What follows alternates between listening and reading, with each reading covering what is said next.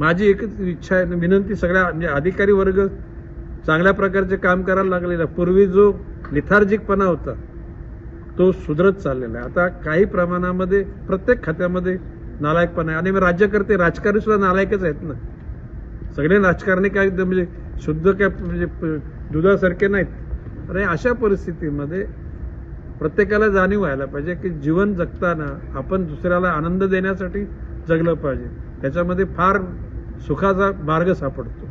आणि I am searching it, not I am getting it. शोध नाही घेत, मला त्याचा आनंद मिळतो आणि मी करतो. आता खरं म्हणजे मागल्या काळामध्ये जनता दरबार रद्द झाला होता. आता आज किती टोकन आले मला नाही माहिती. 380 टोकन आले, परंतु लोक मला वाटतं 1,500च्या पेक्षा जास्त, कारण काही समूहामध्ये लोक आले ना.